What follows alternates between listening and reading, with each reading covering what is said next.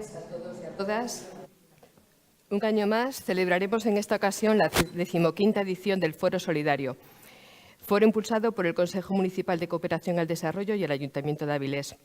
Foro que se celebra desde el año 2003 y que ha ido avanzando y consolidándose como un espacio donde debatir y analizar temas tan diversos como fueron en su momento comercio justo, la soberanía alimentaria, la explotación infantil, la situación del continente africano y que desde el año 2016 el hilo conductor son los Objetivos de Desarrollo Sostenible. El foro de este año está dedicado al objetivo número 5, Igualdad de Género, que, como os ha dicho en la inauguración anterior, tiene como finalidad lograr la igualdad de género y empoderar a todas las mujeres y las niñas. Independientemente del lugar donde vivamos, la igualdad de género es un derecho fundamental humano porque promueve la igualdad de género, es esencial en todos los ámbitos de una sociedad sana, desde la reducción de la pobreza hasta la promoción de la salud, la educación, la protección y el bienestar de los niños y las niñas. Y porque el desarrollo solo será sostenible si los beneficios favorecen por igual a mujeres y hombres. Y los derechos de las mujeres solo serán una realidad si forman parte de esfuerzos mayores por proteger el planeta y garantizar que todas las personas puedan vivir con dignidad y respeto. Hoy en día las desigualdades de género se manifiestan en todas y cada una de las dimensiones del desarrollo sostenible. Sigue existiendo el matrimonio infantil, la brecha salarial, la mutilación genital femenina, la violencia física y o sexual.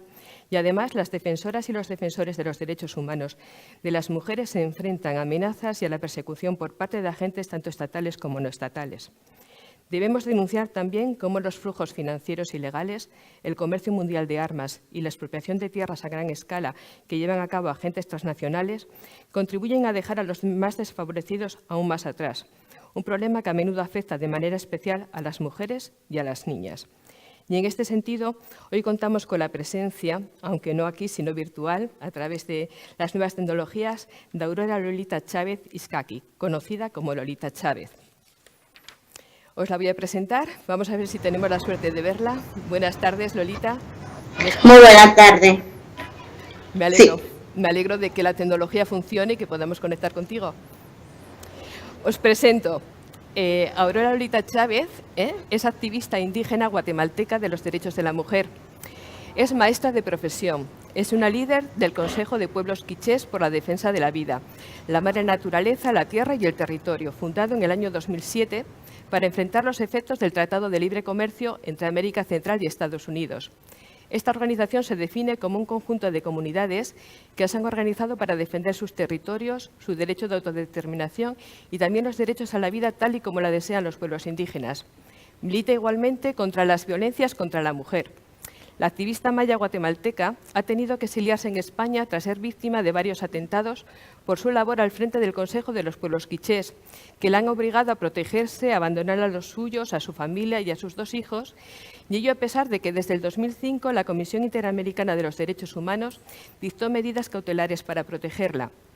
Por esta lucha incansable en favor de la vida, ha sido una de las 3 finalistas al Premio Sájarov 2017 de los Derechos Humanos del Parlamento Europeo y ha sido la ganadora del Premio Ignacio Ellacuría de Cooperación para el Desarrollo del Gobierno del País Vasco, para reconocer su trabajo en la lucha para la defensa de los derechos humanos y por su trabajo a favor de la igualdad y la justicia entre los pueblos. Yo ya la he saludado, pero me gustaría que todos ustedes la deseemos una cálida bienvenida.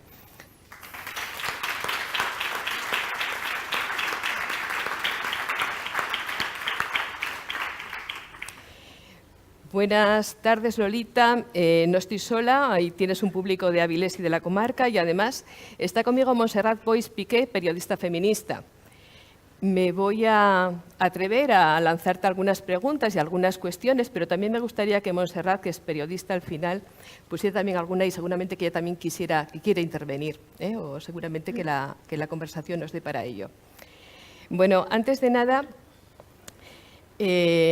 Guatemala se percibe, por lo menos, o yo la percibo desde los medios de comunicación que llegan, como un país democrático. ¿Y cómo es que en una situación de esta una dirigente indígena tiene que buscar refugio en otro lugar del mundo? Bueno, muy buena tarde a quienes me escuchan. Quisiera verles, pero sé que la tecnología es posible de que ustedes me puedan ver. Saludo los esfuerzos colectivos que se hicieron por esta 15 edición del Foro Solidario de Avilés en este año 2018. sé que es un esfuerzo colectivo y eso lo saludamos los pueblos, las mujeres, quienes estamos luchando por un camino más justo, un camino digno en toda esta existencia.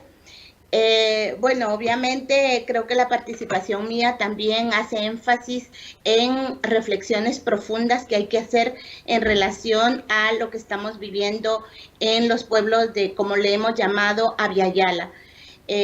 Bueno, Guatemala no está, pues, no es un territorio aislado, es un territorio en donde está en un continente que lamentablemente podemos afirmar ahora que no es un territorio que esté en sus mejores condiciones contextuales en relación a un Estado fallido.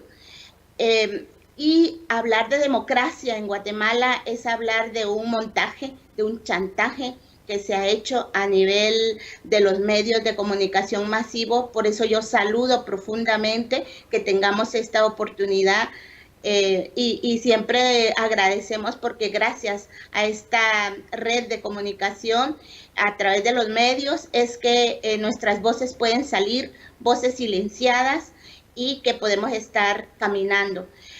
Lamentablemente yo tuve que salir en esto que les digo que es un montaje de las falsas democracias, que no es solo Guatemala, es en toda la región que se está viviendo. Ustedes pueden hacer el análisis de lo que está pasando y sería muy importante que se aproveche para hacer los análisis de lo que está pasando en Honduras, de cómo nuestros pueblos están caminando, y no es una defensora o un defensor que esté caminando, sino que pueblos enteros y comunidades estén caminando por vidas más dignas, porque Honduras, por ejemplo, no está caminando por lo que se está diciendo en los medios de comunicación de forma falsa, de que están caminando por el sueño americano. No tenemos ningún sueño americano, tenemos nuestro propio modelo de vida, pero lamentablemente yo sufrí la situación de criminalización, de intentos de asesinato por atrevernos a alzar la voz como muchas otras defensoras y defensores y a organizarnos en defensa de la justicia, en defensa de nuestros derechos, en defensa de la igualdad y en defensa de compromisos que se han asumido. Compromisos como estos 17 objetivos que se han planteado en propuestas donde más de 150 jefes de Estado asumieron su responsabilidad de que los cambios en el mundo eran posibles.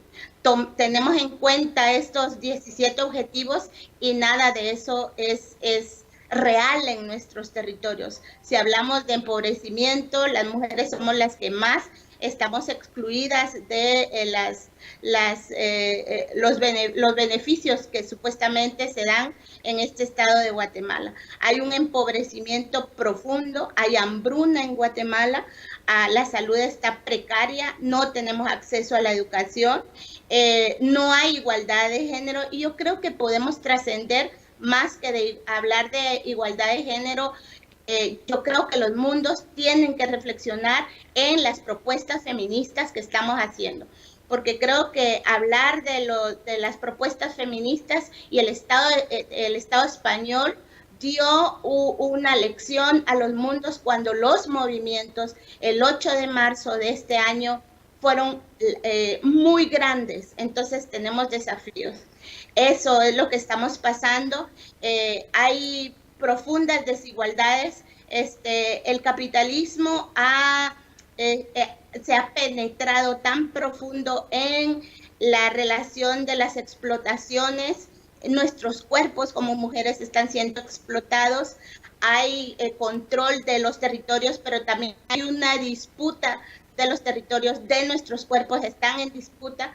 Hay racismo, hay xenofobia, hay despojo, y todo esto se está dando en un marco en donde tiene que ver los gobiernos. Y Guatemala es un gobierno racista, genocida, un gobierno en donde lo que les importa son los intereses de la oligarquía y las empresas transnacionales. Por eso tuve que salir de mi territorio.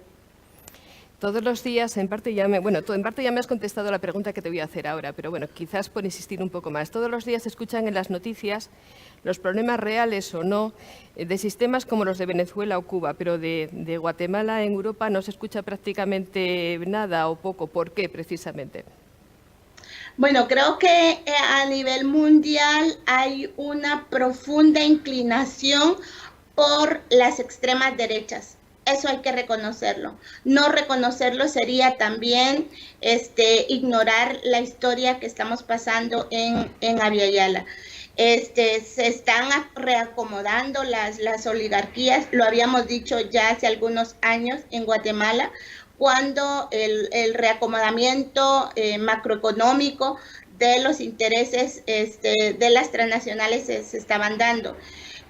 Y hay un interés muy perverso, y eso es la denuncia que también estamos haciendo los pueblos originarios, en relación a que se haga mayor atención en estados en donde hay como ese caminar, hay esa intención de caminar por modelos alternativos de estados. Por ejemplo, saludamos mucho los estados los esfuerzos que se están haciendo por compromisos plurinacionales.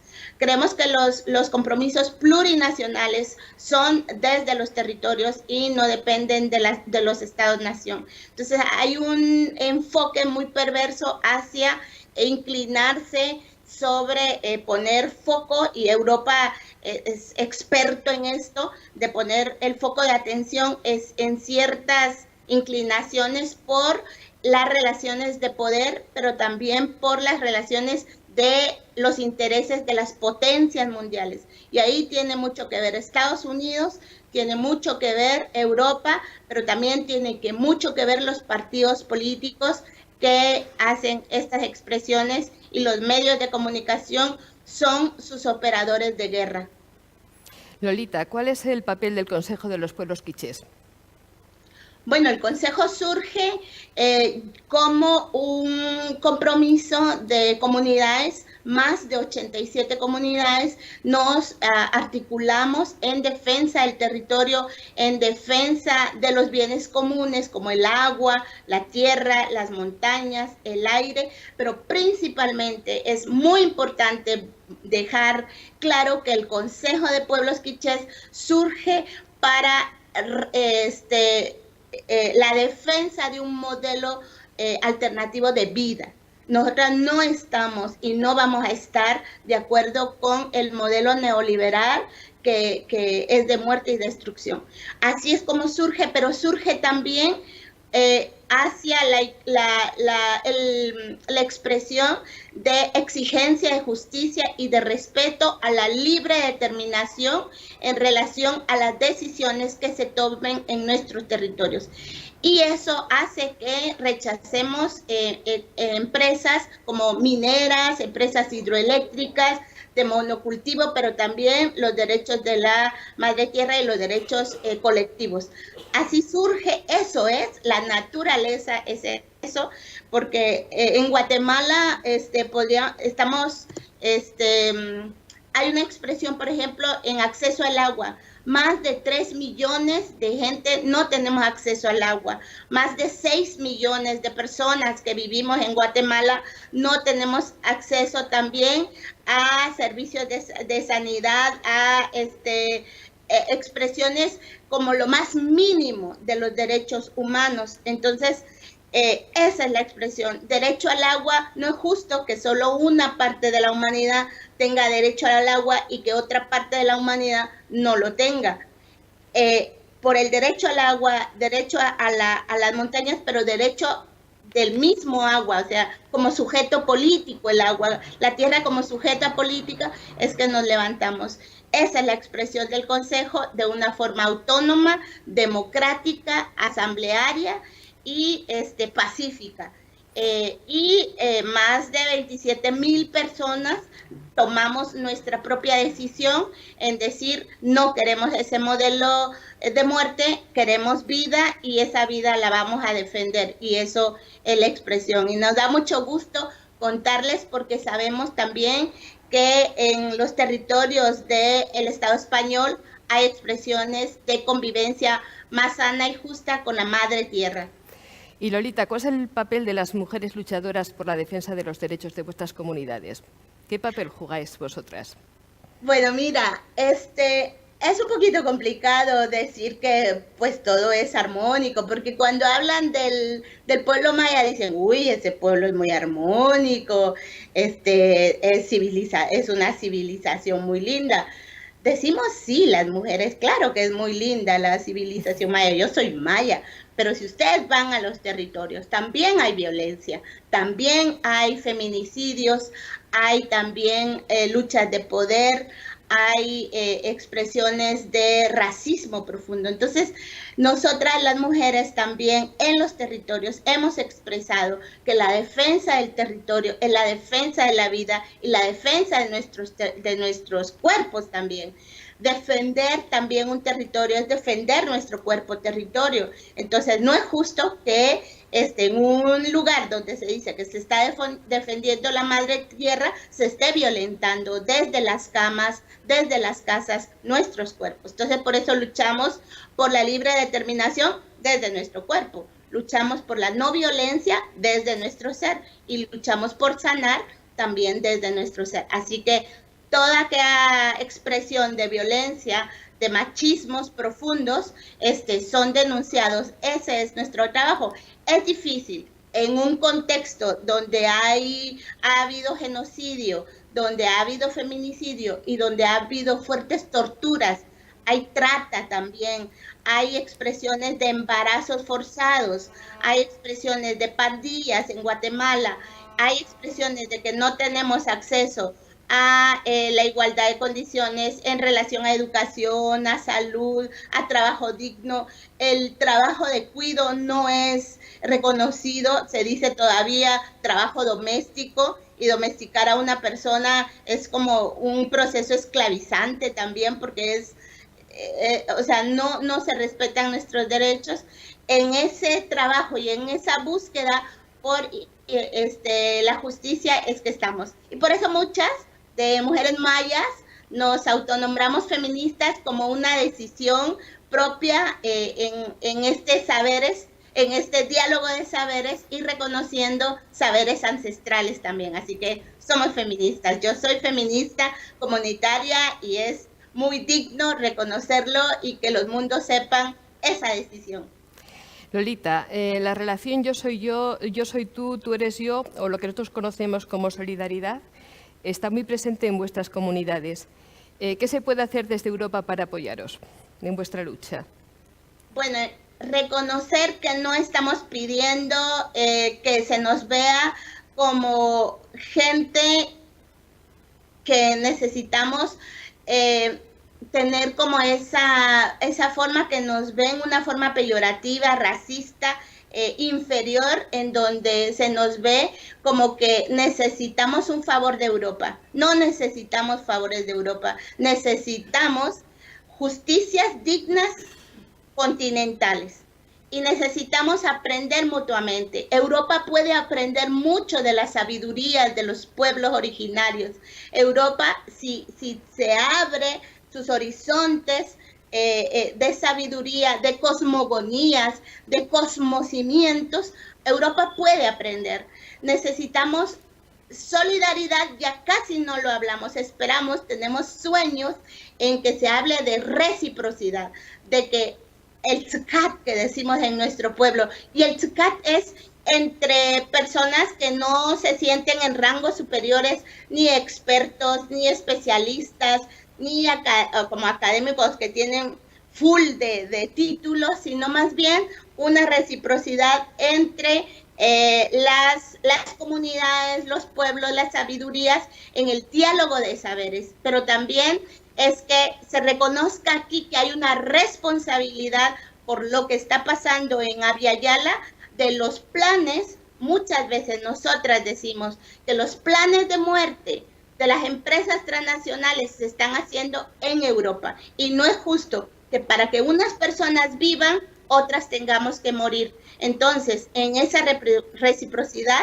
es que hablamos. si hablamos de luchar contra la pobreza, de luchar contra el hambre, la salud, elevar la salud, mejorar la educación, agua limpia, energía no contaminante, trabajo decente, en fin, todo lo que está en los 17 objetivos, necesitamos que sea una expresión en igualdad de condiciones, tanto allá en nuestro continente como en el otro, pero no solo entre América y Europa, también África, Asia, los diferentes continentes.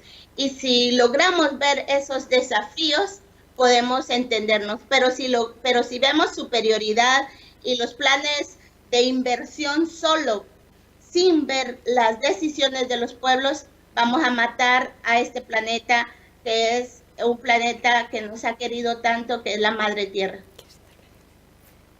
Buenas. Yo voy a darle la palabra a Montserrat, por si quiere intervenir, saludarte. Pues sí, por supuesto, un saludo. Y me planteaba, una de las cuestiones que me estaba planteando, la acabas de responder, ¿no? Precisamente en relación a cómo se percibía el tema de los objetivos de desarrollo sostenible, ¿no? Desde los pueblos indígenas, originarios, desde pues, vuestros consejos, ¿no? Otra de las cuestiones que me planteaba es hasta qué punto esta nueva situación política de América Latina está perjudicando todavía más la situación de vuestros pueblos, ¿no? Es decir, y de qué manera, si hay estrategias nuevas para poder contrarrestar esa ola política de derechas, de ultraderecha. Ya. Bueno, los pueblos siempre estamos en alerta. Eso es inspirador también. El pueblo maya ha sufrido de genocidio, esto está reflejado en la historia, no la podemos ignorar. Y como el pueblo maya, otros pueblos, el pueblo lenca ha sido atacado también, las defensoras estamos en las situaciones más perversas de persecución. En los últimos tiempos asesinaron a 2 compañeras en Guatemala, sanadoras de Quiché, del pueblo Ixil. Lo que se está viviendo de los encarcelamientos también hacia defensores. No estamos en el mejor momento político, histórico de nuestros tiempos, pero hay horizontes. Eso no lo podemos obviar también, porque obviarlo significa estancarnos. Entonces las alianzas son importantes entre nosotras. Cuando hablamos de feministas, nosotras hablamos también de feministas de Abya Yala. No estamos hablando solo del Estado de Guatemala, porque tenemos que romper fronteras. Uno de los compromisos que hemos asumido dentro de los pueblos es que no vamos a respetar fronteras impuestas por guerras. Las guerras las imponen estas potencias. Estados Unidos ha hecho un plan muy perverso, y con Trump la perversidad de la mente, si ustedes analizan cómo este hombre genera odio contra los pueblos que caminamos, eso lleva a que los procesos de asamblearios, los procesos de comunicación entre pueblos sean procesos en donde necesitamos hablar de otro modo de vida. Por eso es el llamado hacia ustedes también, quienes están reunidos allí, que tenemos un modelo alternativo de vida, que como hemos dicho en el pueblo maya, no es mejor, no es el mejor, no es el perfecto, no es el único, pero puede ser una alternativa para la humanidad. Los pueblos originarios estamos dando esas propuestas emancipatorias, y las feministas también. Entonces, economía feminista, por ejemplo, analizar cómo se está tratando el trabajo de los cuidos en los territorios. Cuando salimos, las mujeres no salimos por voluntad y porque nos guste salir, sino porque por una necesidad. Y eso hay que valorarlo. Entonces, ¿qué planteamiento se le está dando a las migraciones? Porque cuando hablamos de que nos están atacando, ya no es a una defensora, están atacando a comunidades enteras, a territorios enteros. ¿Qué se va a hacer con los programas de protección a defensoras y defensores? Porque hay directrices y todos los estados han asumido esas directrices en defensa de quienes defendemos los derechos humanos. Montserrat, ¿quiere hacerte otra pregunta? Solo la última pregunta. Me ha podido lo del ser periodista y como comentabas que teníamos mala información sobre la marcha que se está celebrando en estos momentos desde Centroamérica hacia Estados Unidos, si nos puedes contar algo más. Yo trabajo en Televisión Española y entonces me comprometo a buscar información en relación a lo que cuentes. Bueno, miren, como hemos dicho, el largo caminar que está teniendo Honduras no es por el sueño americano. Están caminando por las situaciones que están en los contextos. Honduras, sí, acordémonos de lo que ha pasado Honduras para que también los mundos tengan esa información. Honduras sufrió de un golpe de Estado, que no se nos olvide. También Naciones Unidas dijo algo tibio, pero bueno, dijo algo en su momento de este golpe de Estado. Honduras ha sido también históricamente el epicentro de los ataques que Estados Unidos ha hecho, no solo en Centroamérica, sino en América Latina. Tiene ahí el centro de operación militar. Yo he ido a Honduras y me he dado cuenta cómo los militares de Estados Unidos controlan el territorio con los militares de Honduras. Entonces, esa es otra expresión. Pero también el ataque, los odios que se han generado contra defensores y defensoras, las desigualdades que vive Honduras. Pero además, algo muy importante que queremos dar a conocer es que, por ejemplo, Guatemala, Honduras y El Salvador tienen impuesto por Estados Unidos, que quede claro, un plan en donde se vinculó con el plan es como el Triángulo del Norte. No sé si han oído de este plan en donde Estados Unidos invertirá millonadas de dinero. Perdóname, pero me estás diciendo que estas miles de personas, estas 9.000 personas o más, están marchando con esa conciencia de la situación de Centroamérica y de Honduras. Es decir, que es una marcha política con conciencia de esas 9.000 personas que están participando o más, porque es difícil de contar. No. Yo te estoy diciendo que el resultado de esos planes es lo que está pasando. Vale. No te estoy diciendo que todas manejen la información que yo te estoy dando. Vale. ¿Sí? No sé si me explico. Sí, ahora sí lo he entendido. Okay. ¿Ya? Sí. Que queda claro, porque le vas a preguntar a una persona y te va a decir, yo salí porque no tengo trabajo, yo salí porque hay pandillas, o yo salí porque mi mamá o mi papá no tiene para medicina. O sea, te van a decir cuestiones de pobreza, de hambruna, de salud, de educación, etcétera. Está Pero claro que tiene que ver que efectivamente con las políticas de la zona y Estados Unidos tiene mucha relación con eso, está clarísimo. Pues muchas gracias. Muchas gracias, Lolita, y desde Avilés, mucha suerte en tu lucha. Un abrazo de todos nosotros y un aplauso. Saludos un abrazo. A todos y todas. Seguiremos.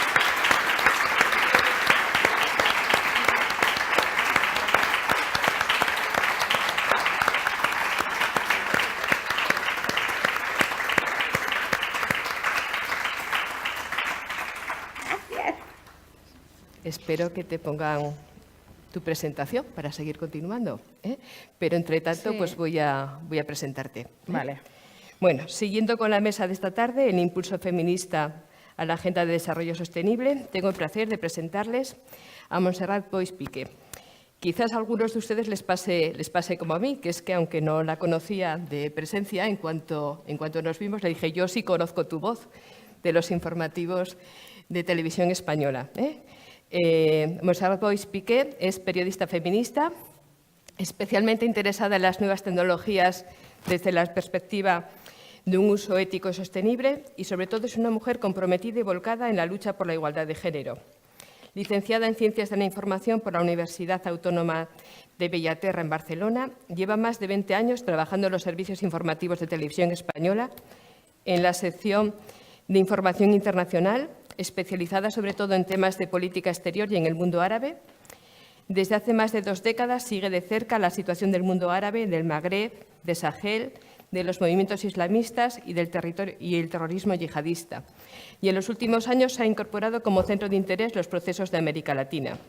Investigadora, consultora y formadora en comunicación, en las TIC y en género. Ha ejercido de profesora en diferentes másteres universitarios sobre igualdad, tecnologías, comunicación y desarrollo con perspectiva de género. Investiga cómo las tecnologías sirven de herramienta para un nuevo periodismo más inmediato, global y democratizado. Es creadora de Mujeres en Red en el año 96. Es una de las redes más importantes en español del intercambio de información en Internet, que tiene como objetivo la defensa de los derechos humanos y, de manera específica, el combate contra la desigualdad en derechos entre hombres y mujeres. Intenta aplicar de manera transversal en sus trabajos la perspectiva de género. Intenta también contagiar a sus colegas, aunque creo que esto ya les supondrá una tarea nada fácil, en una herramienta de análisis fundamental para identificar la desigualdad. Ha recibido numerosos premios por su trabajo y compromiso en los derechos humanos y la igualdad, entre ellos el premio al reconocimiento en la labor periodística más destacada en la erradicación de la violencia de género, otorgada por el Observatorio contra la Violencia Doméstica y de Género del Consejo General del Poder Judicial. Te veo un poco inquieta, ponte y vete trabajando lo tuyo porque tienes que... Venga. Sí, sí. El ratón. ¿Ya? Vale. Perfecto. Gracias. Así vas trabajando. Os decía que entre los premios que tiene le han otorgado el reconocimiento en la labor periodística más destacada en la erradicación de la violencia de género, otorgado por el Observatorio contra la Violencia Doméstica y de Género del Consejo General del Poder Judicial, el premio Nicolás Salmerón en Derechos Humanos por el esfuerzo y la constancia al hacer de Mujeres en Red en uno de los medios de comunicación de referencia en los derechos de la mujer, y el premio Comunicación no sexista de la Asociación de Dones Periodistes de Cataluña. Y está considerada entre las mujeres más influyentes de este país. Figura entre las 500 españolas más influyentes, según la revista Yodona, en el apartado de liderazgo feminista. Y ella misma ha dicho en sus entrevistas que en algunas de sus entrevistas que no vamos a lograr cambios hasta que el poder sea feminista. Y os dejo con ella. Pues muchísimas gracias. Gracias.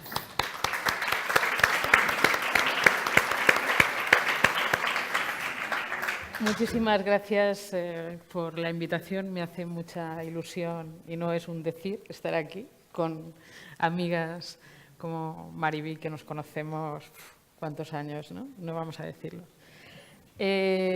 Y por este foro y la inspiración de este foro, porque he intentado hacer un ejercicio que no sé si me va a salir, luego ya me contaréis al final si me ha salido o no, porque nunca lo he hecho, ¿no? Que es el tema de cruzar los elementos del feminismo con los elementos de desarrollo, de la agenda de desarrollo, ¿no? Para mí era un experimento y se trata de ver un poco cómo ha salido. Después de escucharte la presentación, he pensado que tengo que buscar ese documento para actualizarlo, no sé, porque sobre todo en estos momentos, en estos últimos años, sobre todo lo que invierto mi tiempo, soy responsable de igualdad de la UGT en Radio Televisión Española e invierto mi tiempo pegándome en el Observatorio de Igualdad que acabamos de crear en Radio Televisión Española para intentar implantar e incorporar la igualdad en los contenidos y en la estructura de lo que es Radio Televisión Española. Y luego tengo otra pasión, que yo os la contaré al final si hay tiempo, que es editar Wikipedia, con perspectiva de género y desde una estrategia feminista. Y luego ya os pegaré el rollo, si puedo, 5 minutos al respecto. Pero, bueno, voy a... ¿Cuánto tiempo tengo? Hasta menos cuarto, vale, para que nos dé un poco de tiempo, un poco antes, para que puedan preguntarte. Vale. El ejercicio que he hecho ha sido el siguiente. No tenía muy claro cómo...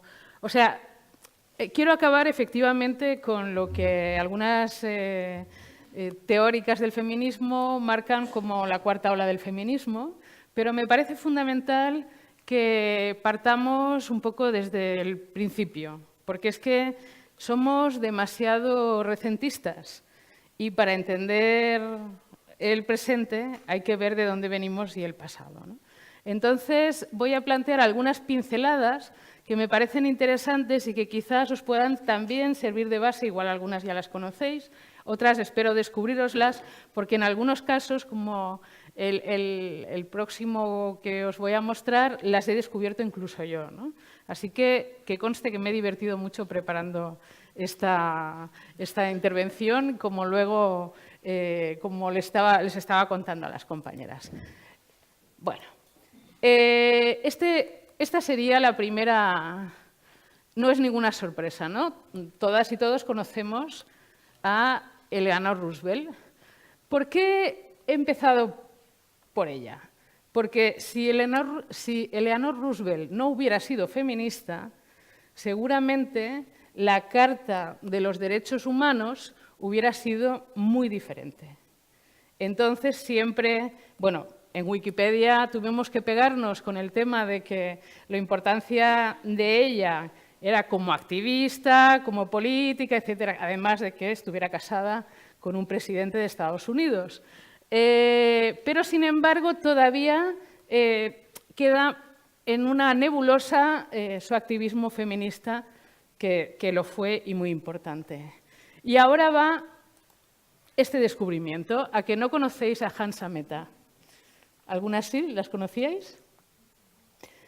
Ella es una política india y formó parte del equipo de la Carta de los Derechos Humanos.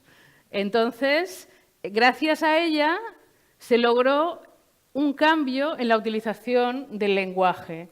Y entonces ella peleó junto a Roosevelt y junto al equipo porque en el artículo 1 no se dijera que todos los hombres nacen libres e iguales, sino todos los seres humanos nacen libres e iguales.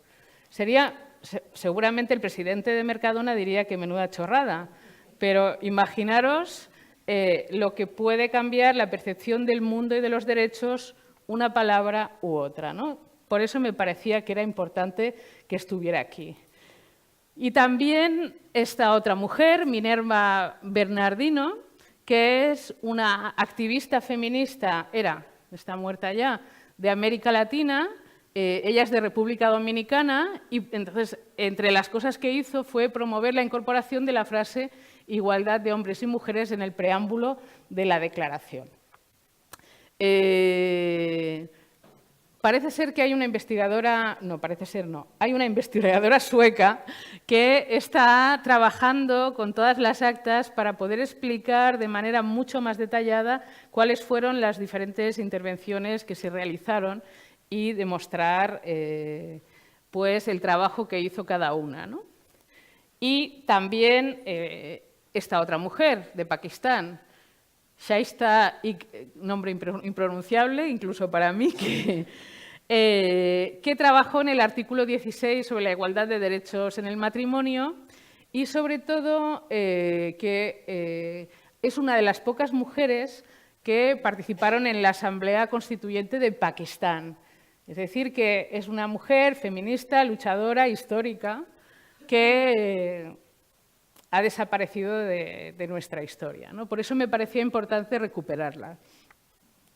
Y me parecía importante recuperarla también para animaros a que cada vez que nos planteemos cualquier cosa, apliquemos lo de la sospecha permanente, ¿no? Hay que investigar buscando varias capas, hay que trabajar con perspectiva de género, hay que recuperar la historia ocultada de las mujeres y hay que buscar en la periferia más allá de lo blanco, anglosajón, occidental y del norte. Porque en general nos vamos a encontrar que la historia de las mujeres está borrada, pero si además son mujeres de las periferias, pues están mucho más difuminadas y borradas, ¿no? Entonces, yo como feminista y periodista, de manera sistemática, en todo lo que hago, cuando hago una información, cuando hago una intervención, aplico como mínimo la perspectiva de género.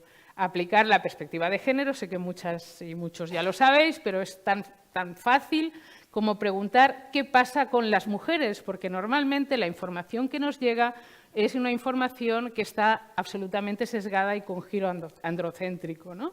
Lo podemos encontrar de manera sistemática, pues no sé, en todos los teletipos, en las redacciones, de la manera que llega, salvo, o sea, vas a la feria del libro, ¿a quién? Os estoy poniendo un ejemplo de la tele, de las últimas. Va la compañera a la feria del libro. ¿A quién entrevista? Pues ¿a quién encuentra primero? A hombres firmando libros. ¿Dónde están las mujeres? Pues tiene que hacer toda una búsqueda y tiene que preguntarse dónde están las mujeres, porque si no, de manera automática lo que te encuentras son hombres que son muchos más y son mucho más visibles. Pero si te vas a Afganistán y estás en la calle e intentas hacer una entrevista, pues lo que te vas a encontrar también son hombres que están por la calle. ¿Dónde están las mujeres? Pues algunas bajo el burka, otras encerradas en casa. Hay que hacer un esfuerzo permanente. Estoy poniendo 2 ejemplos, pero me parece que puedan funcionar. Voy a funcionar desde la cronología y recordar pues, que en el 49 Simone de Beauvoir publicó El segundo sexo, con la idea de no se nace mujer, se llega a serlo, ¿no? Eso tiene que ver con el concepto de el género como algo cultural. Es decir, que por mucho que además de nacer mujer, te enseñan a ser mujer, te enseñan a que tengas un comportamiento subordinado. Toda la sociedad en un momento determinado, desde el marco patriarcal, te está enviando desde que naces mensajes que van mucho más allá del comportamiento que podrías tener por haber nacido mujer, ¿no? Quiero recuperar esto porque esto tiene mucha relación con el Me Too, aunque no lo parezca. Y aunque con esta manía del recentismo que os comentaba, pues nos olvidamos que hay unas ancestras que ya pelearon por ello, ¿no?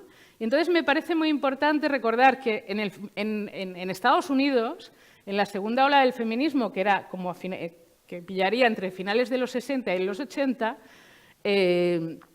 estaba el movimiento feminista radical, se llamaba así, no porque fuera radical de radicalismo, sino radical de raíz, etcétera, etcétera. Y marcaba varias cosas, pero las que yo he elegido es el recordar, el despertar la conciencia latente, denuncias sobre abuso sexual y violaciones, la idea de lo personal es político. Las miembros de los grupos del feminismo radical se reunían entre ellas y hablaban de aquellas cosas que les pasaban.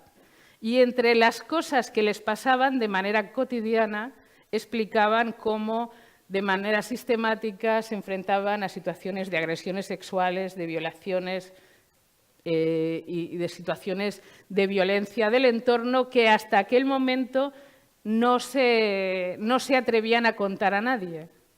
Entonces, eso marcó mucho ese momento histórico, ¿no? ¿Por qué lo cuento?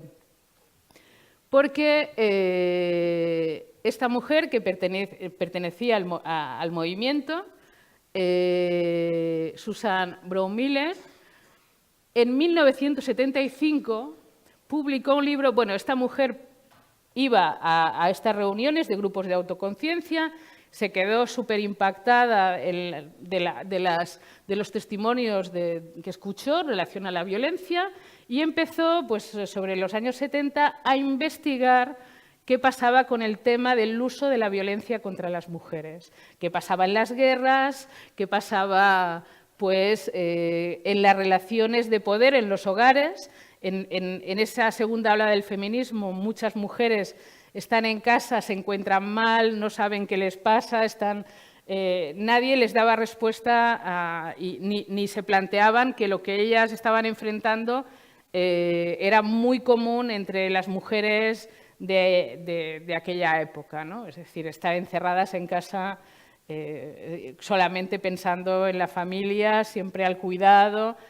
tiene consecuencias psicológicas muy duras y era una de las marcas que tenía. Bueno, Pues Susan Brown Miller publicó un libro que continúa siendo de cabecera, que se llama Contra nuestra voluntad, hombres, mujeres y violación.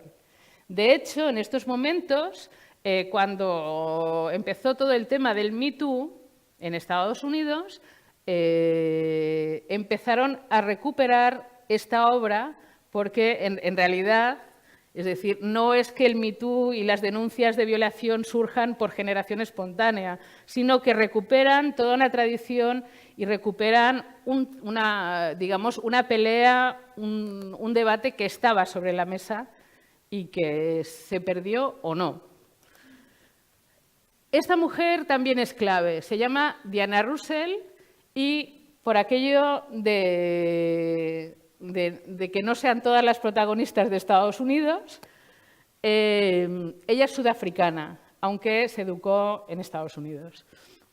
Y en 1976 publica un libro sobre feminicidio, la política del asesinato de mujeres. Se utiliza, es decir, en 1976 ya se utiliza la palabra feminicidio y se habla de cómo se utiliza la violencia sexual para someter a las mujeres, del problema que significa la cuestión de la pornografía, la utilización de la violación como arma de guerra. Ella en el 76 ya fue una de las organizadoras de un Tribunal Internacional de los Crímenes contra la Mujer que se organizaron en Bruselas y que forman parte de una base histórica que nos olvidamos de ella, ¿no? Guatemala, en el 82 se practica lo que de manera sistemática, lo que se había comentado en el 75, se empezaba a denunciar, es decir, empieza a probarse que se utiliza de manera sistemática, como estaba contando la compañera de Guatemala, la violación como arma de guerra en las mujeres de las comunidades indígenas.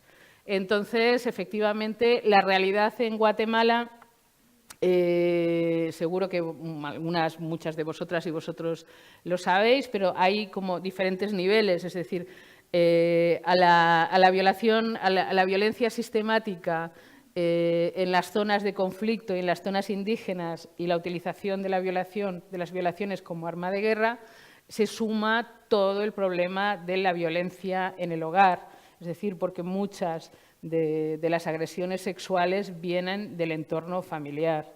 Entonces, cuando estamos en lo que sería las poblaciones indígenas, las mujeres de poblaciones indígenas y de pueblos originarios, tienen esa doble vertiente, ¿no? Me ha gustado escuchar que la compañera de Guatemala que ha intervenido lo ha explicado claramente. No siempre, desgraciadamente, es frecuente que se ponga sobre la mesa y parece que se viva en un mundo idílico. No lo es. Es muy duro para las mujeres indígenas tener que enfrentarse a todos esos frentes, ¿no? México, feminicidios en el 93, Ciudad Juárez. Por primera vez empezamos a escuchar que se habla de feminicidios. Bueno, en realidad Marcela Lagarde estaba viendo, empieza a utilizarlo, digamos, aterrizando el concepto que ya era de Diana Russell, aterrizando a lo que estaba pasando en México en el 2004 ella. Entonces, los asesinatos empiezan en el 93. Imaginaros, casi una década después de asesinatos sistemáticos de mujeres, empezamos a escuchar lo que está pasando en Ciudad Juárez y empezamos a escuchar que se está asesinando a las mujeres de una manera sistemática, ¿no? He elegido esta foto de Ni una muerta más porque me gustaría darle el giro, es decir, que todo esto lo sabemos porque hay feministas que pelearon para que, entre ellas algunas de nosotras hace unos años, para que se pusiera sobre la mesa y para que la gente lo conociera. Es decir, que los asesinatos y la violencia contra las mujeres son sistemáticas en todo el mundo, pero, en todo caso, cambia la actitud y, sobre todo, cambia la manera de que la sociedad y la comunidad lo percibe. Y hay mucha más gente que dice hasta aquí hemos llegado, ¿no? Cumbre de Beijing, efectivamente, en el 95, fundamental. Os la recomiendo porque es la declaración base que todavía no se ha superado, ¿no? Y entonces aquí he puesto el Beijing más 5, Beijing más 10, Beijing más 20. Es decir, no se ha vuelto a hacer una cumbre sobre la mujer porque las organizadoras temen una involución y temen que en vez de avanzar en los derechos se retroceda.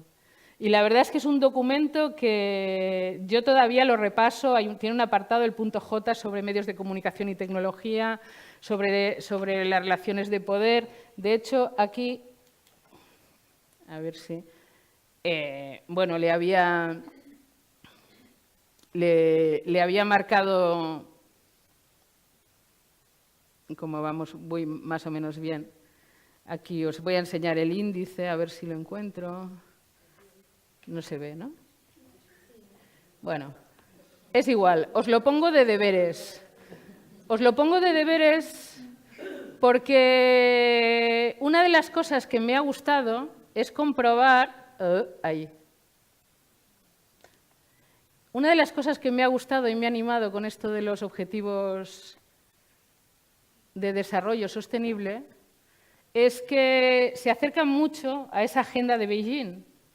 Es decir, se acercan mucho a lo que es el tema de salud, el tema de... Ahí está un tema que se ha trabajado poco y que era una de las debilidades de los objetivos del milenio, que eran los derechos de salud, los derechos reproductivos. Entonces, en Beijing ya se planteaban la necesidad de que se trabajara en esos derechos, de que se trabajara sobre el empoderamiento de las mujeres, de que se trabajara en medio ambiente. Todos estos elementos que ahora encontramos en el 2017 los incorporaron las feministas en Beijing en 95, pero en aquellos tiempos no parece que nos hicieran mucho caso. A ver si recupero la presentación, porque es lo que tiene cuando hago... Bien, vale. Bueno, sigo. En el 2000, no solemos acordarnos mucho de ello, pero en el 95 las chicas venían entusiasmadas de Beijing diciendo el mundo es nuestro. Y desde Canadá se lanzó una idea, no sé si lo recordáis, que se llamaba la Marcha Mundial de Mujeres o la Marcha Mundial del 2000. Y entonces la idea era que del 95 al 2000 se utilizara, se fuera expandiendo la propuesta de que en el 2000 se montara una gran marcha de mujeres y el planteamiento era, vamos a denunciar dos de las cuestiones que afectan sistemáticamente a las mujeres, que es la violencia y la pobreza. Y luego la idea era que en cada país se planteara una agenda propia. Lo interesante también, aparte de que logró muchísimo impulso, sobre todo al final, yo me acuerdo que en aquellos momentos en Mujeres en Red nos apuntamos como 3 años antes y yo creo que era la única española, pero después en el último tramo pues los sindicatos se implicaron, los partidos políticos, hubo mucho más movimiento y la verdad es que fue un súper éxito. De esa Marcha Mundial de Mujeres ha quedado un movimiento imprescindible que está marcando la agenda de desarrollo desde el feminismo, que es la Marcha Mundial de Mujeres, que decidió quitarse el 2000 porque iba a continuar y entonces estableció una organización, digamos, bueno, los objetivos del milenio. Maribí antes ha hablado entusiasmadamente de ellos, yo soy mucho más crítica. No, yo sé que... Es decir, las feministas fuimos muy críticas con estos objetivos del milenio, ¿no? En realidad se ocupaba, efectivamente, había una agenda muy importante con el tema de la educación, con el tema de salud básica, etcétera, etcétera, pero tenía tremendas carencias en relación a la agenda feminista del 95, que en aquellos momentos en la agenda de Beijing ni siquiera hablábamos de agenda feminista, ¿no? Nos quejábamos porque decíamos que era la agenda institucional, ¿no? Y entonces, pues, digamos que, bueno, lo he puesto para que veáis la diferencia, ¿no? De 15 años después, efectivamente, lo que se ha avanzado con lo que trabajaríamos ahora, que serían los Objetivos de Desarrollo Sostenible. Y sobre todo, además, hay también una diferencia de cómo se organizó, es decir, que los Objetivos del Milenio llegaron impuestos y, efectivamente, ya en los Objetivos de Desarrollo Sostenible ya se aprendieron, Naciones Unidas aprendió un poco, entre comillas, la lección y dijo, bueno, vamos a ponerlos a debate y vamos a ver cómo continuamos avanzando. Hay documentos bastante interesantes en la red que forman parte de la prehistoria, pero que a mí me ha gustado revisar, sobre las críticas de los documentos desde los movimientos feministas, desde los grupos de mujeres que iban repasando cada 5 años o cada X años qué pasaba con los Objetivos del Milenio, ¿no? Y apuntando el camino. Primaveras árabes en Túnez, ya casi no nos acordamos, es diciembre del 2010, ¿no? Y las tunecinas privilegiadas en el mundo árabe, porque tienen una constitución desde el 56 que, digamos, las trataba como ciudadanas. Prácticamente todas las mujeres en los países árabes todavía están bajo la tutela de los maridos, hermanos y tal, es decir, que no tienen entidad como ciudadanas por sí mismas. Imaginaros el plan. Bueno, pues las tunecinas fueron clave en participar en la primavera árabe, en salir a la calle, en reivindicar democracia y, sobre todo, en la primavera árabe por parte de las mujeres encontramos la reivindicación de querer ocupar el espacio público. Es decir, de hecho, no sé si recordáis que una manera de contrarrestar la presencia de las mujeres en Egipto fueron las violaciones en la Plaza Tahrir. Es decir, que se las pagó esa reivindicación, ese querer estar, lo pagaron con violencia y lo pagaron con violaciones. Y fue súper bonito ver cómo los grupos de jóvenes, ellos, se organizaban para apoyar a las chicas y para hacerles el seguimiento para que ellas pudieran bajar a la plaza. Y entonces se organizaban grupos de protección y entonces salían juntos, pero ellas se negaron a volver a estar en casa, ¿no? Dijeron, la calle es nuestra, también en el mundo árabe, ¿no? Me parece que es muy, muy significativo. Cuarta ola del feminismo, el 2014, el tren de la libertad. El tren de la libertad, como sabéis, me voy a parar poco aquí, pero en todo caso,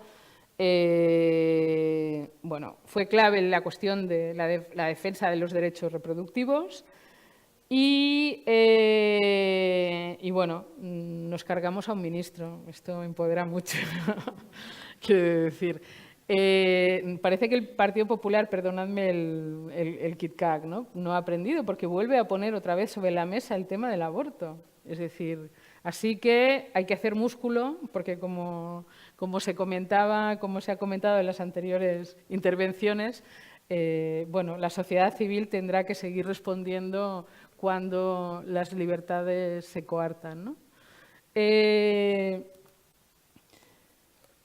La idea clave de esta cuarta ola que a mí me gusta, o sea, bueno, es verdad que hay, la propia Amelia Valcárcel decía, bueno, hay que reflexionar si los elementos son de una cuarta ola o en realidad venimos arrastrando de la segunda o de la tercera, bueno, sobre todo de la segunda porque la tercera fue un poco caótica.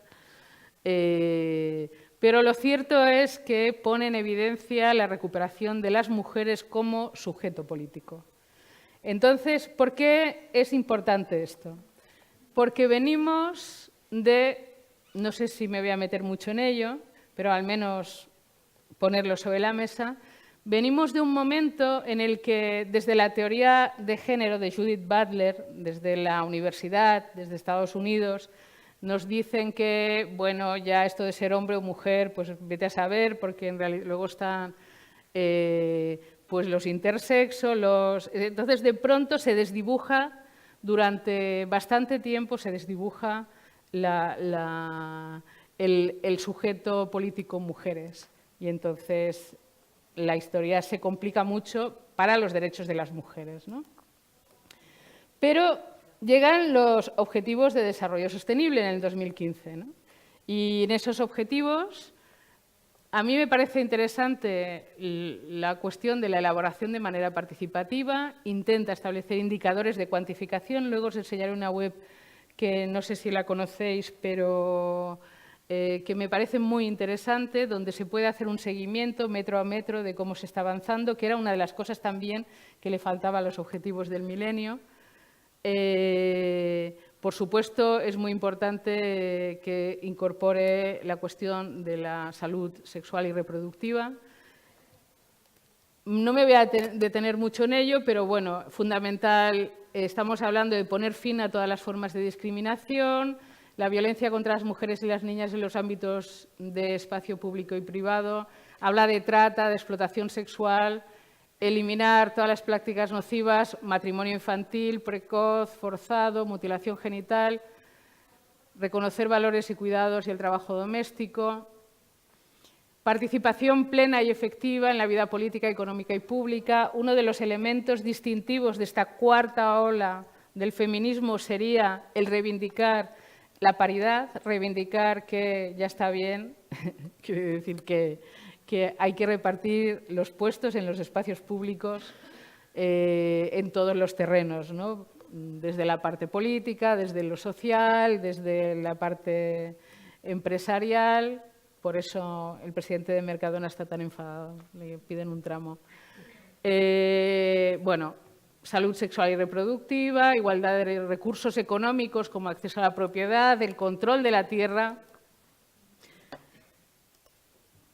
Vale, me parece muy importante que tengamos en cuenta cuando empecemos a hablar del Me Too y de Estados Unidos que realmente una de las primeras macromanifestaciones después de del Tren de la Libertad fue en Argentina, que se produjo el asesinato de una chavala que estaba embarazada y se empezó a organizar un movimiento de denuncia con el lema Ni una menos. Y entonces, a partir de ese momento, este movimiento se extiende en toda América Latina. En Perú es súper potente, en Ecuador también, es decir, hay en Chile. De alguna manera, no solamente las mujeres, sino la sociedad empieza a salir masivamente a la calle diciendo ya está bien, es intolerable esa violencia contra las mujeres. Ya se ha producido, si os dais cuenta, hay una evolución entre lo que sería el feminicidio en Ciudad Juárez, una década antes, 15 años antes, que se vivía en silencio, hasta la situación de Argentina, ¿no? También en México se empiezan a vivir manifestaciones masivas protestando y denunciando el asesinato de las mujeres sistemáticas, el feminicidio, no solamente en Ciudad Juárez, sino que se produce en muchas otras ciudades, ¿no? Fundamental recordar la manifestación en Polonia, el aborto. Bueno, en aquellos tiempos se estaba hablando de la posibilidad de que hubiera una restricción de la ley. Aquí me he enlazado con la crónica que hacía El País. En aquellos momentos incluso se hablaba de la posibilidad, convocaron a una huelga.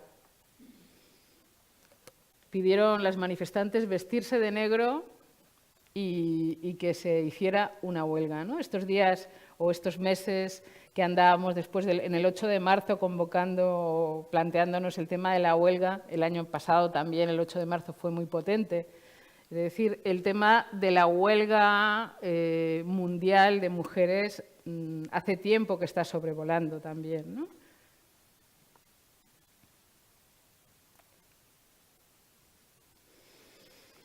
Y la Marcha de las Mujeres de Washington de enero de 2017, que creo que también nos olvidamos de ella cuando nos planteamos el Me Too.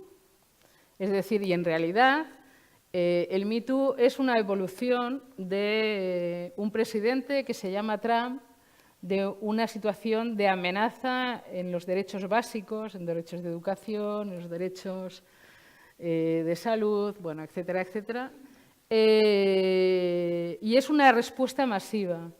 Y entonces a mí lo que me parece también muy importante es ver que las mujeres de todos los colores salen a la calle.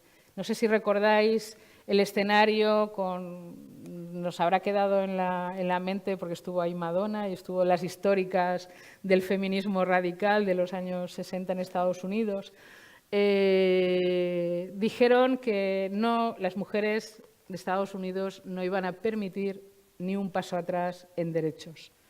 Entonces, de alguna manera, el Me Too es una reacción, pero no podemos olvidar que hay una base política y que tiene que ver con una situación de mandato. Bueno, recordáis también todo el debate sobre las declaraciones de Trump. Hay que recordarlas porque todos los días tenemos, yo creo que su estrategia, hacer declaraciones así como impactantes para que nos olvidemos de las cosas que hace, ¿no? Así nos... Y entonces, bueno, resulta que tenemos que tenerlo en cuenta. Me Too, noviembre del 2017. Bueno, a mí también tiene un impacto en todo el mundo por la cuestión de las redes sociales. Túnez, 2017, clave. Es verdad que políticamente tenemos un horizonte un poco gris, pero es verdad también que estamos avanzando, ¿no? En Túnez, después de todas las dificultades y todos los intentos y todos los líos con los partidos islamistas y tal, por fin, en julio de 2017, se aprueba una ley contra todas las violencias contra las mujeres. Una ley que se plantea como un modelo a seguir para, al menos para los países del mundo árabe, ¿no? Y que incluye el delito de acoso sexual, que incluye pues, cárcel para quien tenga relaciones sexuales con una menor de 16 años, etcétera, etcétera. Es muy importante que lo fijemos porque también desmitificamos un poco el tema de que todos los cambios vienen del norte, no es verdad. Es decir, están pasando cosas muy interesantes en todas las partes del mundo y merece la pena que lo tengamos en cuenta, ¿no? Y Marruecos 2018. En Marruecos, pues en septiembre se aprobó una ley contra la violencia de género que penaliza el acoso a las mujeres en la calle y en los centros de trabajo, no penaliza la violación en el seno del matrimonio. Esto lo cuestionaron considerablemente las feministas, es decir, no es la panacea, es un paso, pero en todo caso es un avance en relación a lo que tenemos, ¿no? Tenemos las dos caras. Antes la compañera de Guatemala lo comentaba y tenemos que tenerlo en la cabeza. Se está exterminando a los y sobre todo a las activistas ecologistas y feministas. Berta Cáceres, asesinada el 3 de marzo de 2016, es un ejemplo simbólico de ello. Es decir, ella estaba luchando contra las hidroeléctricas, intentaba pues, mantener un territorio donde históricamente estaba la población indígena de Honduras. A estas alturas todavía no están castigados los culpables. Entonces, efectivamente, la impunidad en Centroamérica es cada vez más dura. Estados Unidos ha apoyado a los gobiernos que están manteniéndose con fraude electoral y, lógicamente, eso, como comentábamos antes, está provocando que la gente salga de allí porque es que se juegan la vida, las mujeres se juegan la vida de manera sistemática porque la violencia contra las mujeres es habitual. El colectivo LGTBI+, pues tiene muchos problemas de supervivencia, son agredidos sistemáticamente. Estoy terminando ya. En la convergencia de la agenda feminista con los ODS, yo me planteaba, por supuesto, el tema de la violencia de género que sigue siendo uno de los principales problemas en todo el mundo y que impide a las mujeres el ejercer de ciudadanas en pleno derecho. Los derechos medioambientales, es decir, que es un elemento de la agenda que quizás desde aquí no lo tenemos tan presente, pero efectivamente en Europa, en el norte, en Estados Unidos, se toman las decisiones que luego repercuten en el sur. Los derechos sexuales y reproductivos, la participación política, la paridad. Retos desde la mirada de desarrollo y género. Desde luego, una de las cosas que no plantea los ODS es la crítica al neoliberalismo, y se lo tendremos que añadir.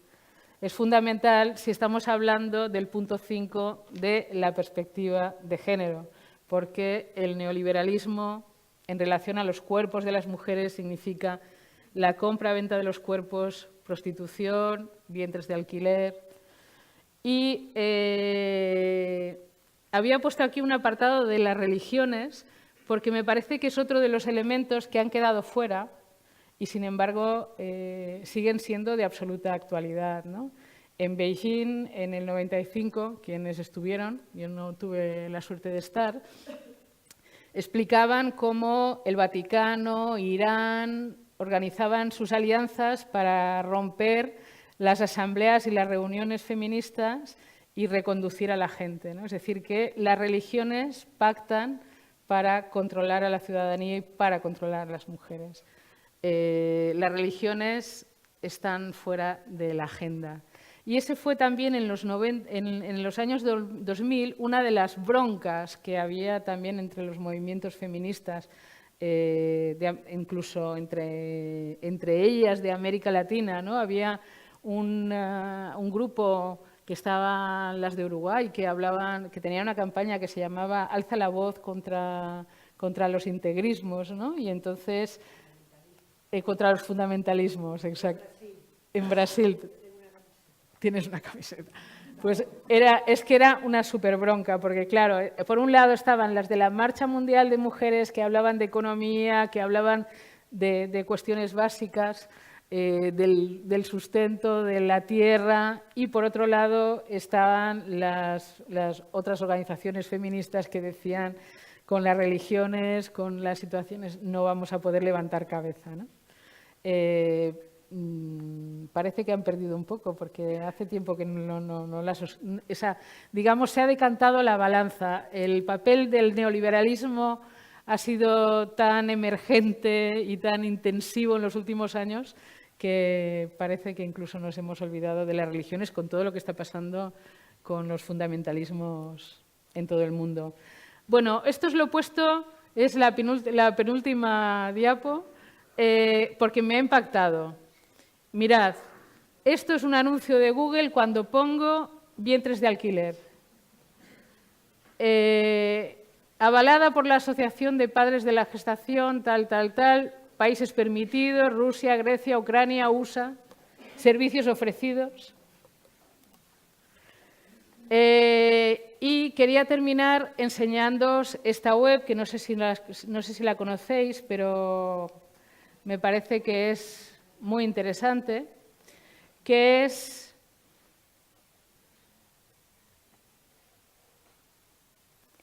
plantea la importancia. Es una web en la que podéis encontrar, como os comentaba, el metro a metro de los datos que se van avanzando por país también en el 2030, hasta el 2030.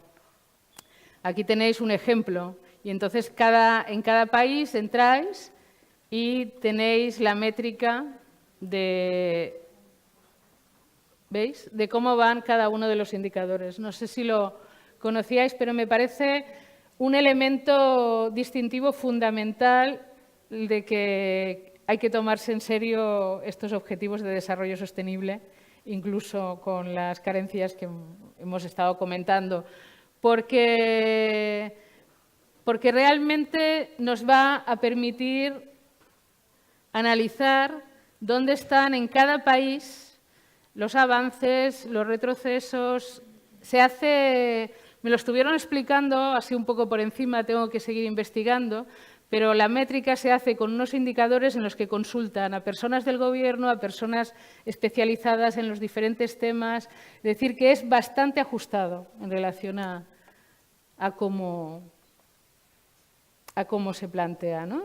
Y sobre todo me gusta el titular, la estrategia de la UE de las historias me mueven, pero los datos me cambian. Es decir, que me parece fundamental, en estos momentos, yo como periodista estoy un poco tocada en ese sentido, ya me estoy tal. Siempre cuando quiero contar algo, lo que quieren es que encuentre a alguien que cuente historias y nos haga llorar. Pero no estamos aquí para llorar, sino que estamos aquí para contar los datos y para hacer cosas, ¿no? Entonces, desgraciadamente, en el mundo en el que estamos, nos lleva mucho a conocer unos dramas, unos dramones personales y a partir de ahí movernos. Pero en realidad lo que es estratégico es que pensemos en lo global y que a partir de ahí, y nada, y este es mi último, el spot del que os comentaba de yo edito la Wikipedia y vosotras, porque la Wikipedia es el espacio, digamos, más consultado en Internet. Las definiciones de Wikipedia marcan a los estudiantes y prácticamente apenas el 10% de personas son mujeres quienes editan. Entonces, bueno, hay un sesgo de género tremendo, faltan biografías de mujeres, mujeres editando, etcétera. Así que este era el KitKat de publicidad. Y ya me callo, ¿no? Y nada, muchas gracias. Espero que os haya contado alguna cosa que os pueda servir. A mí me ha interesado mucho el hacer ese buceo, ¿no? En todo caso, los objetivos del desarrollo sostenible deben mucho a la agenda feminista que quedó marcada desde hace mucho tiempo y que se posicionó en el 95, ¿no? con Beijing, ¿no? Y que ahí estamos, que no podemos hacer otra cumbre de la mujer. Y nada, gracias. Muchas gracias.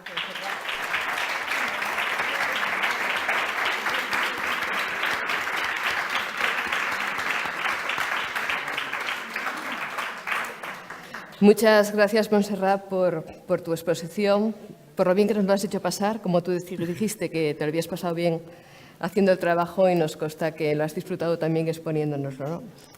Es el momento de las preguntas. Vamos muy mal de tiempo, con lo que casi os agradecería que levantéis la mano a aquellas personas. Me dicen que podemos preguntar. Aquellas personas que queréis preguntar. A ver, ¿cuántas personas de la sala queremos romper el hielo y aprovechar la oportunidad?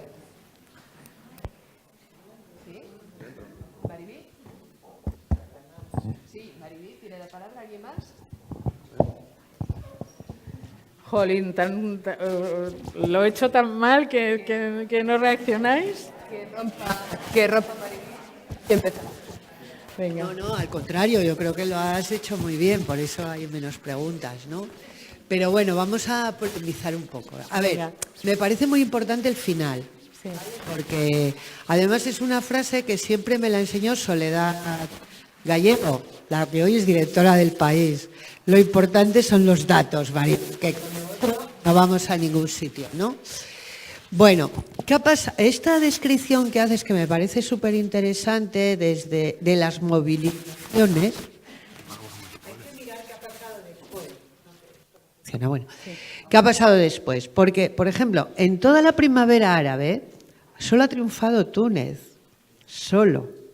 Pero Túnez es el país más laico de toda la primavera árabe, es el más laico, el que tiene una tradición en la que las mujeres desde el año 20 participaron en la vida política, es más, participaban y estaban en la vida, en la producción, en el empleo, casi en igualdad de condiciones, un poco lo que pasó también en su día en Afganistán. Lo que pasa que, claro, hemos visto el final de la historia, pero no el principio de la historia, ¿no?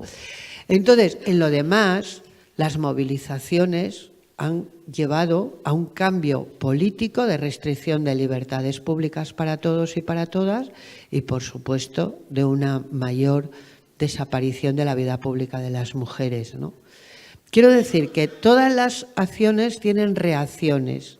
Y entonces lo que ha ocurrido en la calle nos ha llevado a situaciones peor. Las movilizaciones de Brasil han llevado a... Lo que ha sucedido no es que haya una consecuencia.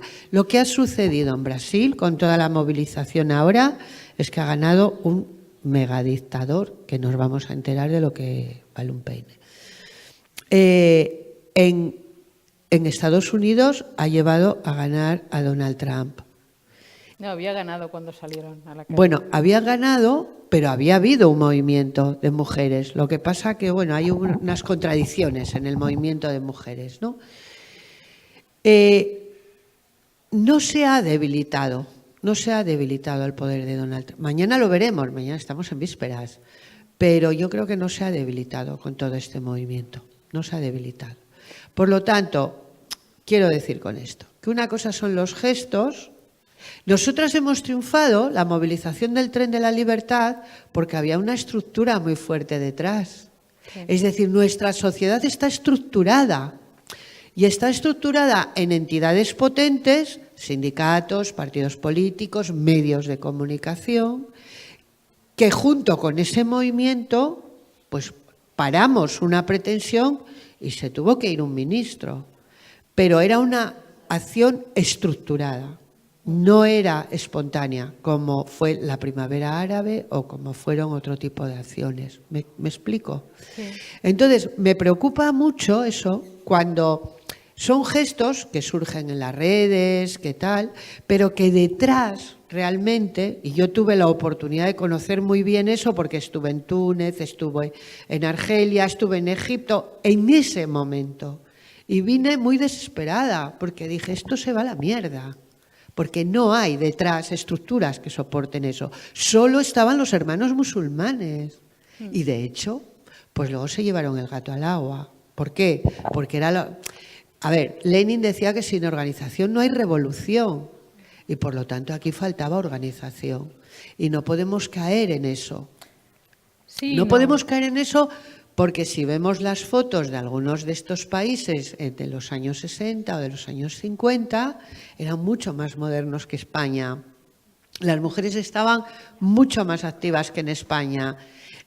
Participaban en el tejido empresarial, cultural, mucho más que en España.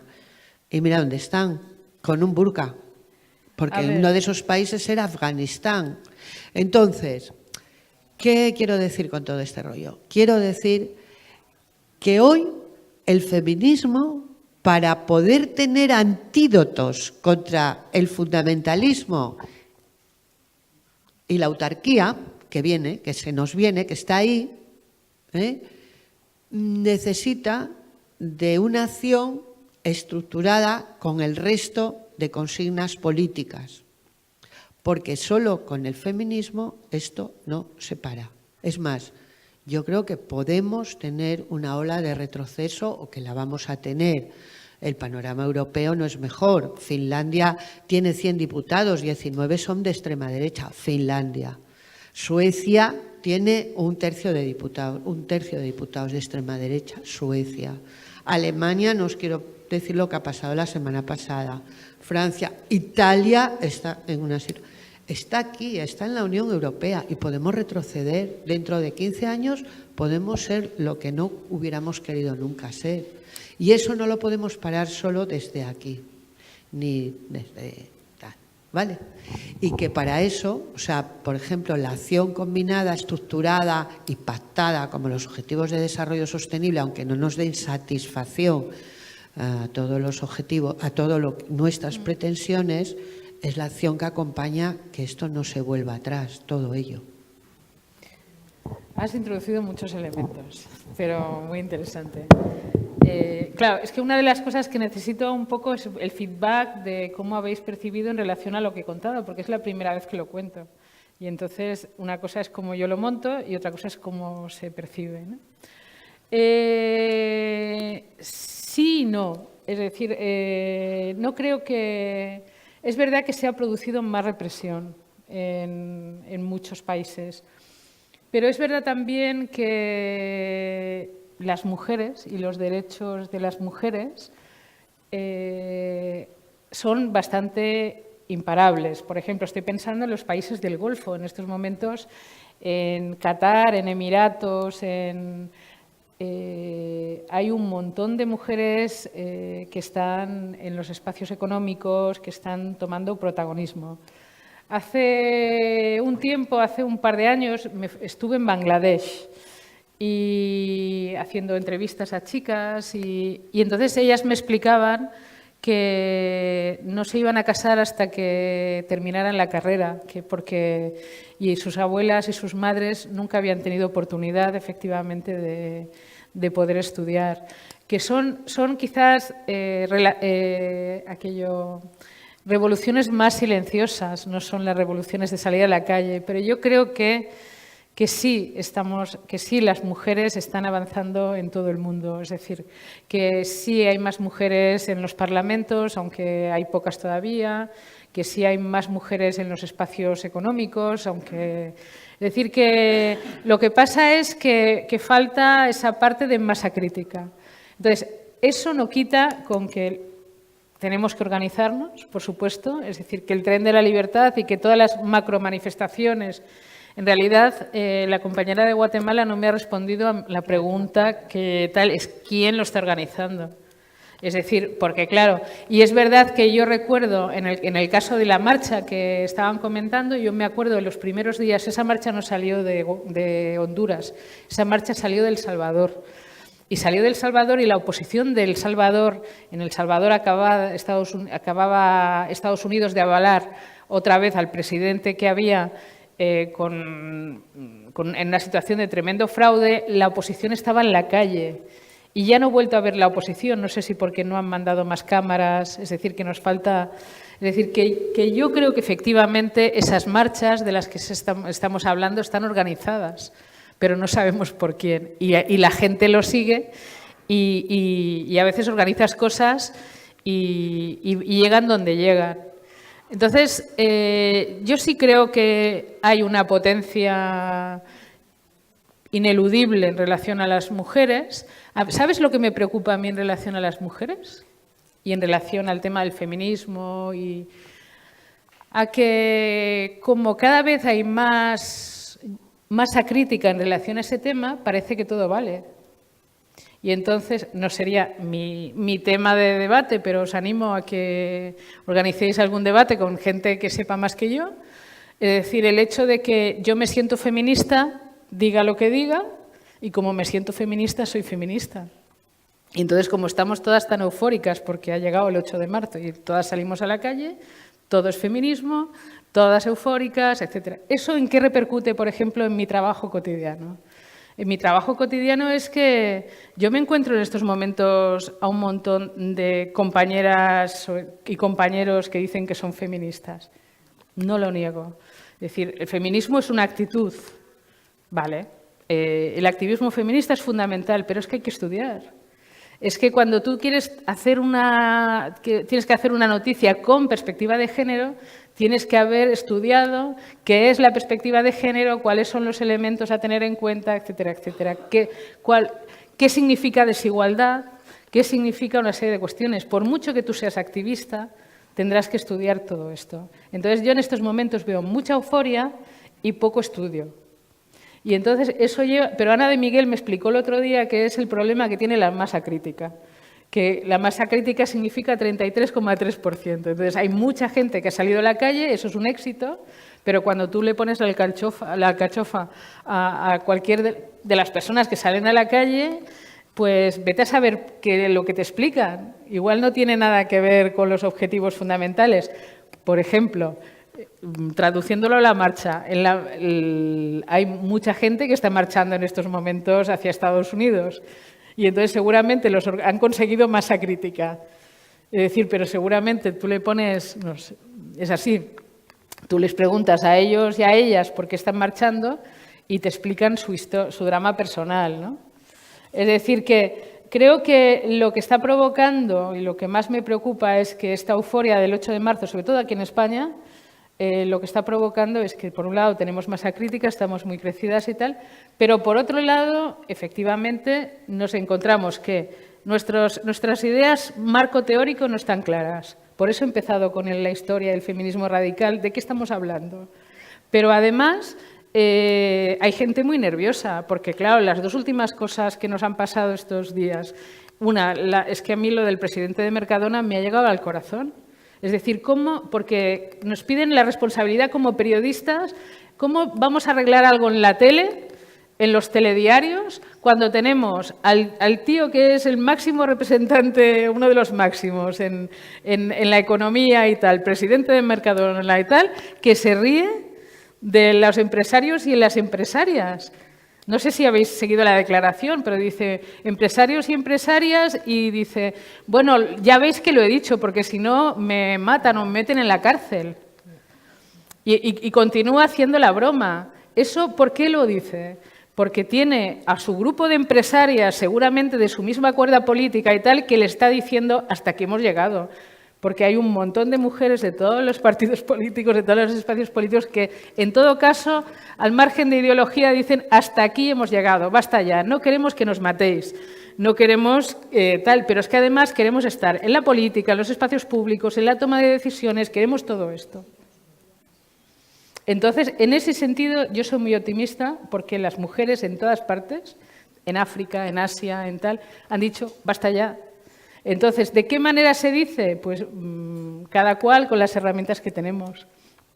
Y, por supuesto, yo me he quedado entusiasmada con los Objetivos de Desarrollo Sostenible. Es verdad, no es broma.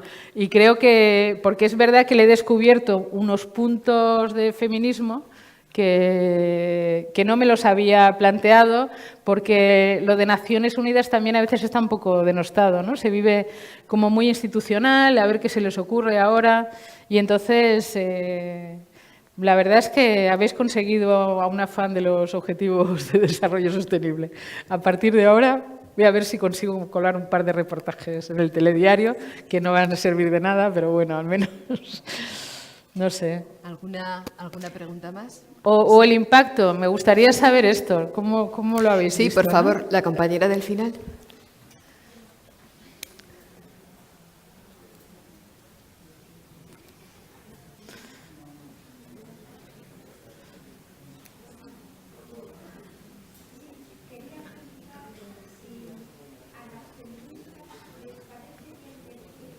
Que una persona es influyente. Que una persona es influyente. Sí, decir que es una persona influyente. A las feministas. A las feministas. Yo te puedo contar lo que... ¿Les parece que es correcto expresarse así? Porque, por ejemplo, muchas veces se lee en una revista decir que Ana Botín o la reina Leticia, que son personas influyentes. ¿Les parece que es correcto expresarse así?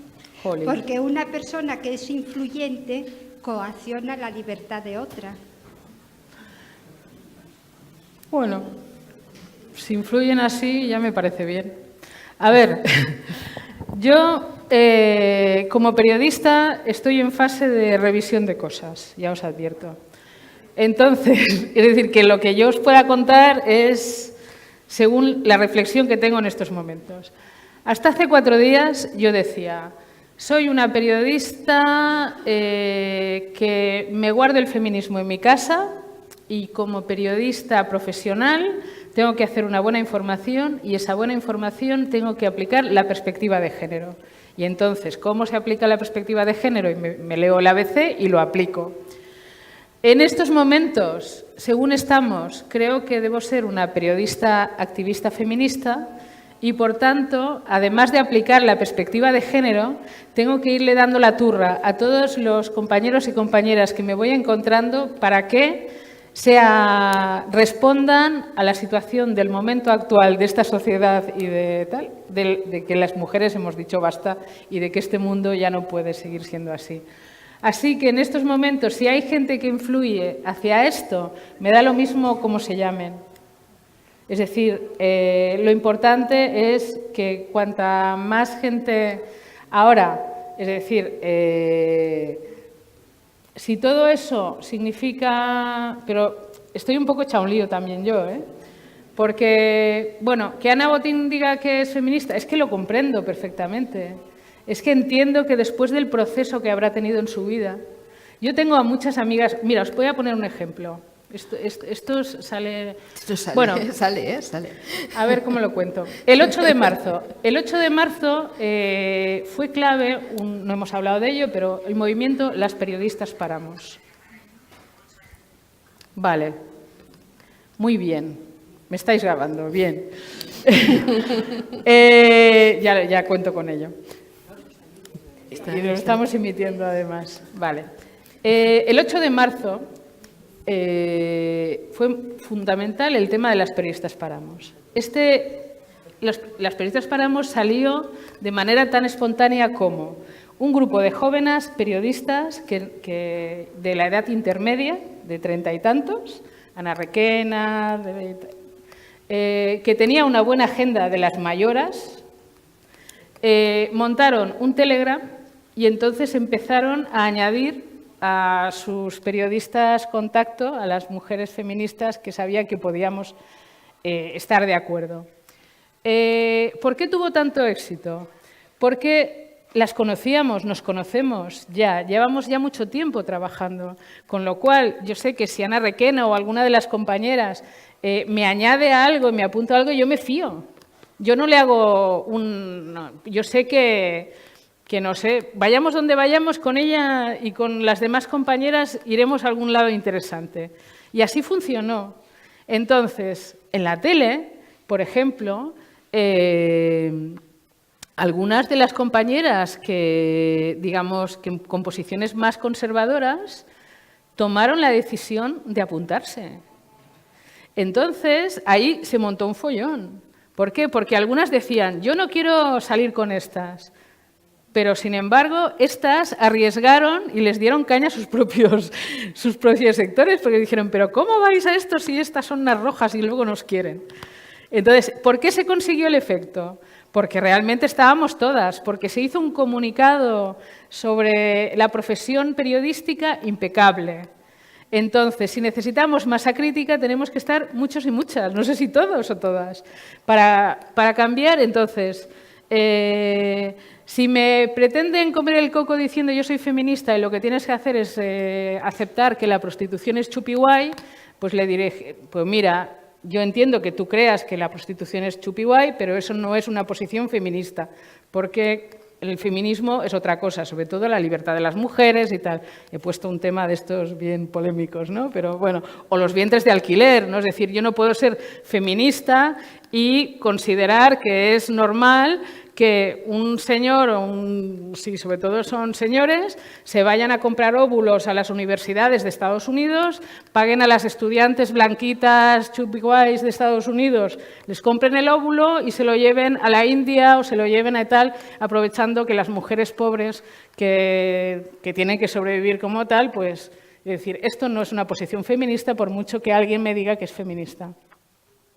Así que yo diría que, en este caso, Ana Botín seguramente se habrá dado cuenta de que también en sus propios espacios y en sus propios niveles el ser mujer le ha penalizado considerablemente. Y yo te voy a decir, la experiencia que yo he tenido en la tele, por ejemplo, en estos últimos años, desarrollando las políticas de igualdad con compañeras, unas que decían que eran feministas y otras que, aunque lo eran, no se habían dado cuenta, y eran más conservadoras, menos conservadoras, hemos conseguido un marco de trabajo mínimo. A todas nos fastidiaba cobrar un 6% menos de salario o un 29% menos cuando estamos hablando de pluses fuera de convenio. A todas, de derechas, de izquierda, de arriba, de abajo, ya está bien. Entonces tenemos que separar las cosas. Es decir, las alianzas, es que me da lo mismo quien sea, es que ya está bien de que cobremos menos, ya está bien de que las mujeres estemos invisibilizadas, ya está bien de que nos juguemos la vida y de que estén sistemáticamente todos los días matando a una mujer por el hecho de ser mujer. Ya está bien que venga el señor portentado y tal de Mercadona y diga y se ría del lenguaje inclusivo. Habéis visto que mujeres en el 48 se dejaron la piel peleándose para explicar que los seres humanos eran iguales ante la ley y no los hombres solo. Entonces, a estas alturas, medio siglo después, tenemos que tal. Entonces, me da lo mismo las etiquetas en este sentido. ¿Tenemos una agenda común? Pues a por todas. Me callo. Bueno, seguimos. Gracias. Muchas gracias, Montserrat, por estar hoy con nosotros en esta tarde. Y quiero deciros que vamos a tener la fortuna de que se va a quedar con nosotros lo que queda de tarde-noche, con lo que podéis seguir preguntándola y comentando con ella, que seguramente muy agradecida lo va a hacer. Comentaros a continuación, vamos a tener por parte de una actuación musical del grupo de mujeres de Cabo Verde, Batuco Tabanca. Y antes de nada quiero animaros porque sabéis que mañana continuamos y espero poder contar con muchas de vuestras caras a las 6:15 con el encuentro diálogo a las 6:30 con voz propia y en primera persona. Espero veros mañana y una vez más muchas gracias, Montserrat, por tu trabajo y por estar aquí con nosotros. Gracias. Bueno.